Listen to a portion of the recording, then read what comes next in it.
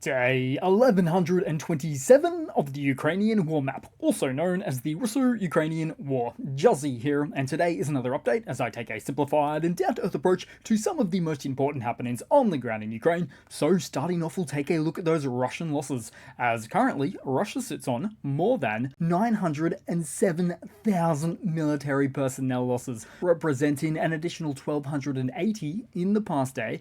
Then as for hardware, 5 tanks, 15 APVs, and 17 artillery. With a lot of military helicopters and jets destroyed in recent times, plenty of which never even saw combat, but instead crashed due to training accidents or technical malfunctions. And yet, as far as these stats go, it doesn't even matter how they were destroyed, because these aircraft are part of the big-ticket aviation items that are virtually irreplaceable for the Russian Air Force, meaning that their losses in any scenario affect their ability to wage war against Ukraine. And wasting no time, Russia may have done it again. Because on the map at Novi Urengoy, located in the northern region of western Siberia, a Russian An-12 cargo plane made a hard landing. And while the plane wasn't fully destroyed, it's likely now inoperable due to the damage sustained on this Soviet-era 4-engine turboprop cargo plane from the 1950s.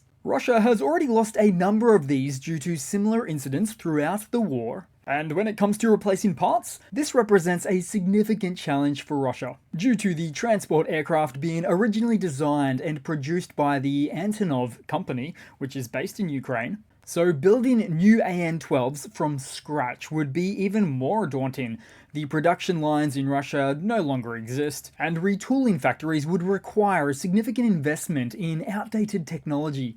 The An-12's design, while robust for its time, is rooted in 1950s engineering, and modern manufacturing has moved towards more advanced materials and systems. Russia would need to recreate jigs, molds, and assembly processes, all while lacking Antonov's institutional knowledge. And with only a handful of An-12s left in the Russian fleet, this latest hard landing drives another nail into the coffin of their overstretched army air logistics. Then headed to Rostov on the map, where a fire broke out just outside of the Russian city of Rostov-on-Don. It's not clear what was hit, but videos from locals recorded the sounds of air raid sirens, suggesting further inbound activity courtesy of a late-night visit from Ukrainian UAVs. Then headed next door to Krasnodar, as we briefly revisit the aftermath of Ukrainian strikes that occurred several days ago.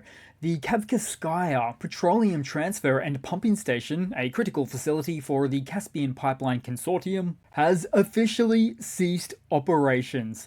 Russian media now confirm that the restoration of this key infrastructure is impossible in the foreseeable future. The fire at the site burned for 6 days before being extinguished. And now, with this vital infrastructure compromised completely, Russia now faces significant challenges in maintaining its oil export flows from this region.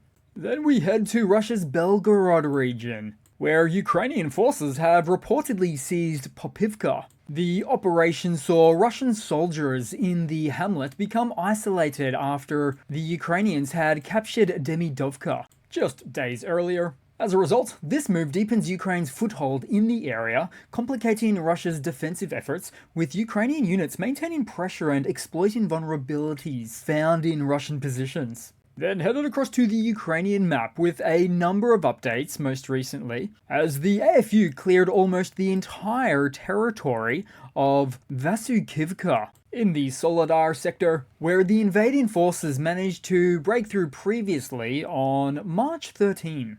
Then further south, as Ukrainian forces were reported to have liberated southeast beyond the village of Leonidivka, continuing non-stop to hammer away at those positions. But also, next door in adjacent Toretsk, Ukrainian troops have reportedly intensified pressure on the northeast of the town, weakening Russian defenses. But headed down the map now, because as for Pokrovsk, it's been said that Russian forces have resumed their attacks in this sector, and yet the AFU has reportedly regained control of the settlement of Solanya, blasting right past recently liberated Uspenivka. If true, this would represent a significant and escalating concern for the Russian forces positioned north of the settlement. And as for this reported loss, Russian telegrammers were urging their fellow comrades to get out, as seen in these messages well over half a day ago now, stating at that time that half of Solenya was taken, with the other half incredibly contested. But it's not like Solenya is a big town or anything. Instead, it's a case of the AFU positioning themselves behind Russian forces, placing them into an almost 360-degree fight, cutting them off from sustainable defensive lines.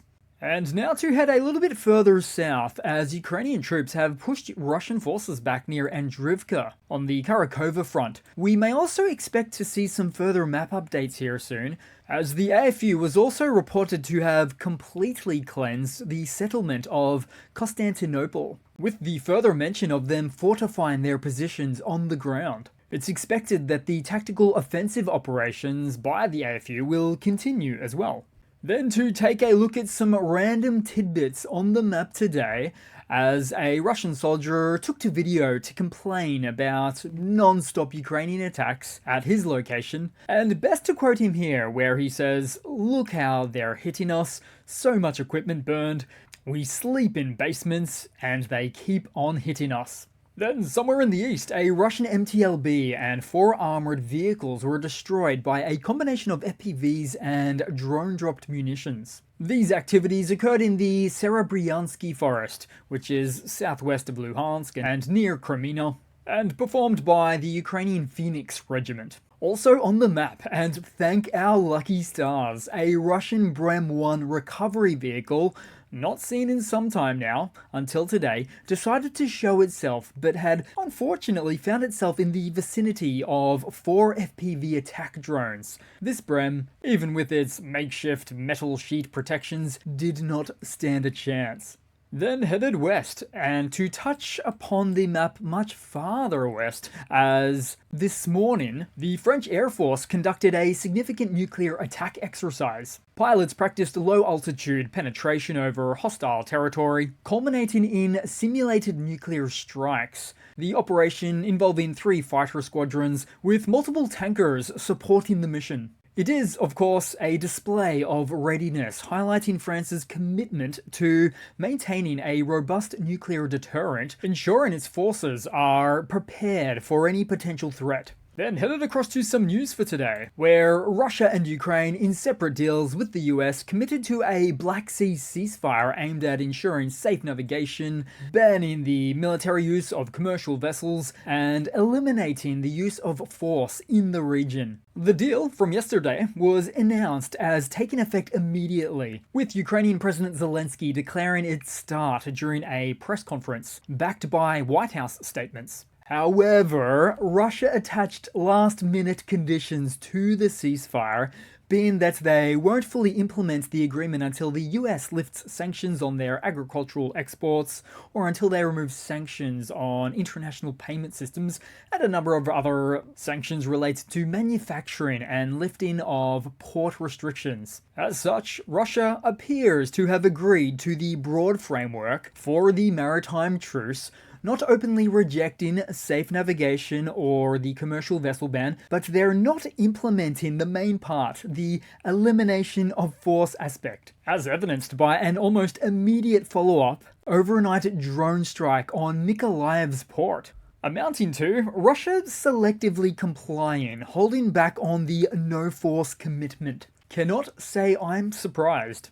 So essentially, we see a common theme playing out here with the Russian ceasefires, where they agree, or agree in principle, as they say, but ultimately this can be called something else, that being Moscow's rejection of another ceasefire, despite using language to the best of its ability to suggest the opposite. And doing so all while holding Ukraine accountable to the very same agreement that they are not complying with. In fact, not even a day had passed and Russia had already violated the agreement in bad faith, but more than that, they had already accused Ukraine of violating the agreement that it has not itself complied with. That's a little strange, isn't it? And now, Russia's full compliance is contingent upon removing sanctions that could take days, weeks, or even months to pull the red tape from.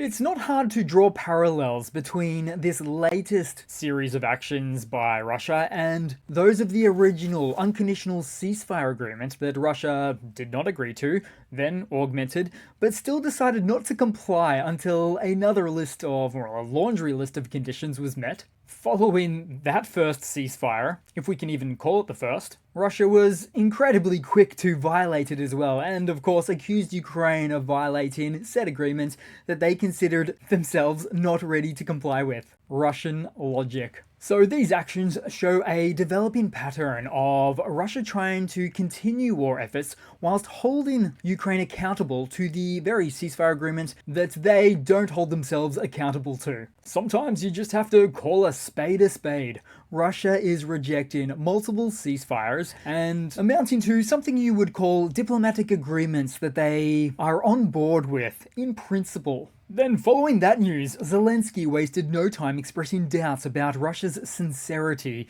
quickly honing in on their unmet conditions and continued aggression. He directly accused Russia of lying about the terms, declaring in his nightly address, quote, "The Kremlin is lying again," claiming that the Black Sea ceasefire supposedly depends on sanctions. Moscow always lies. Zelensky also argued that the White House statement was absolutely clear and dismissed Russia's demand for sanctions relief on agricultural exports as manipulative and a distortion of the deal, meant to deceive mediators and derail progress. Meanwhile, in some related negotiation news, Russia has flatly rejected international calls to return the Zaporizhia nuclear power plant to Ukraine. The Russian Foreign Ministry declared the facility a Russian asset, asserting that control cannot be transferred. Moscow dismissed proposals for joint operations, or turning operations over to the US even, claiming that the plant's staff are Russian citizens whose safety is non-negotiable. So it seems that the simple solution here would be to just remove the staff and replace them with Energoatom staff, which is the Ukrainian nuclear energy company that owns the plant. Having said that, Ukrainian staff are still at the plant, running its critical systems despite Russia's claims. Russia's assertion that the staff are Russian citizens glosses over the coercion involved and ignores the original Ukrainian workforce's identity. But the real issue here that Russia has isn't even about the Russian staff. It's about giving up occupied land and losing access to power plants that are designed for their future energy security aspirations. Then to some hardware news and an update showing how hard it is for Ukraine to be willing to commence a maritime ceasefire because of new toys just like these. As Ukraine's Defense Minister of Digital Transformation introduced the covert drone, the Katran, capable of engaging targets across multiple domains, at sea, on land, and in the air. While details surrounding its missions remain classified, the Katran boasts an impressive arsenal including torpedoes, a minigun, a machine gun, and man-pads, among other weaponry. This formidable drone can operate effectively at safe distances exceeding 1,000 kilometers, marking a significant advancement in Ukraine's unmanned naval capabilities. And all just in time for the Black Sea ceasefire that Ukraine was expecting to be a part of. Then headed across to a quick 5-second funny to round off the video, because there was a recent poll on a popular Russian Telegram channel asking which party did the Telegram users of that channel vote for in the previous Russian election. As for Putin's United Russia Party, right there, which at most received 23% of the vote. Perhaps more hilarious though was that the Telegram poll was shut down as soon as the channel heads noticed that the support for United Russia started to crash. So much for those landslide Putin victories. So that's it for today, guys. Thanks again for watching. Please continue to like, comment, subscribe, and I do hope to see all of you guys there in the next one. Cheers!